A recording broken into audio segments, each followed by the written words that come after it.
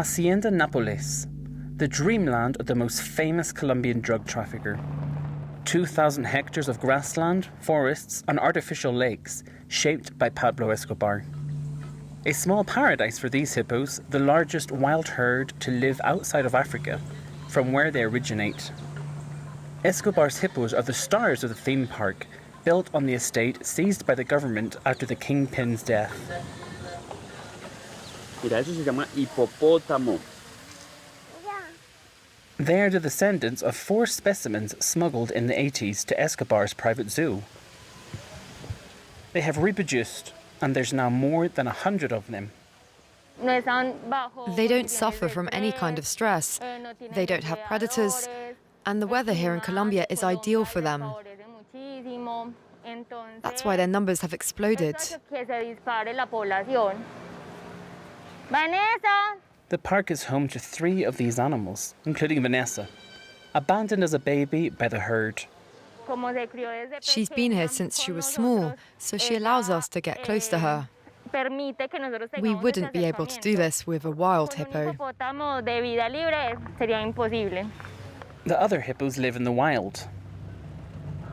As they multiply, they form new groups that leave to colonize the territory. They can be found more than 150 kilometers from the Hacienda Napoles. Guys, we're in the Magdalena River, okay? Hippos are supposed to be here, in this side. In this still, wild area, hippo watching at dusk is one of the activities offered to visitors. Precautions should be taken, such as keeping a distance. These are animals that can weigh up to 2 tons as adults. They swim much faster than we do. They can run at over 40 kilometers per hour. We don't want to put people's safety at risk for just an experience.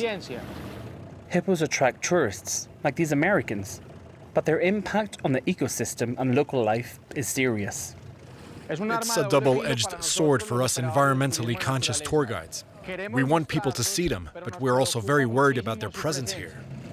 It's a lucky day if you see them, and if you don't, okay, it's okay, it's still beautiful sunset.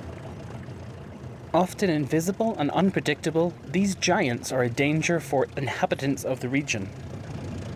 Not far from the tour developed by Camilo, the guide, a farmer was attacked and seriously injured.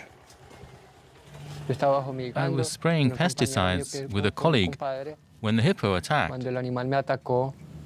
It was a year ago. Luis Enrique was a day laborer by the river. As a tour guide, I'm very curious about this. Was the animal in the water at the time of the attack or outside? I was just walking by and it came from behind me. From behind, you say? Yes, it grabbed my back. His jaw closed on me. I felt all my bones crack. That's all I remember. I lost consciousness. I was left with leg and back injuries. He is now disabled and penniless. This is the worst accident recorded in the region, but not the only one.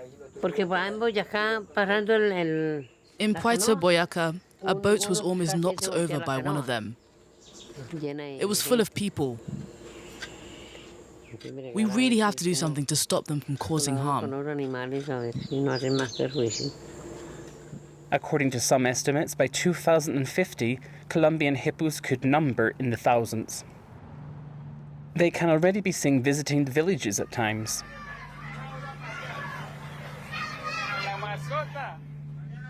In large numbers, these mega herbivores threaten local species, devour riverbanks, and are capable of diverting river flows.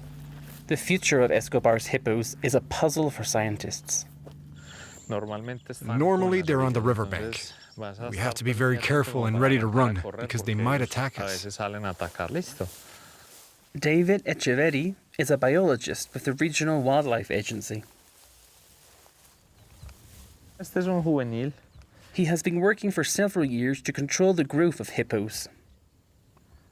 This enclosure is made of metal tubes and has been installed to capture them and carry out particularly delicate sterilization operations.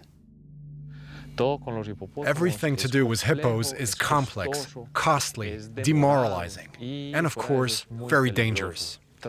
So that's why transferring this scenario here to the wild is practically impossible. Only about 10 could be sterilized. We have not found a permanent solution for the hippos. We cannot kill them all, nor can we capture them all. Some may be adopted by specialized institutions. David appeals to zoos around the world. Get in touch with us. For the hippos, you don't have to pay anything. You just have to take care of the logistics to transport them and get us rid of them. Almost 30 years after his death, the legacy of Pablo Escobar continues to hang over Colombia.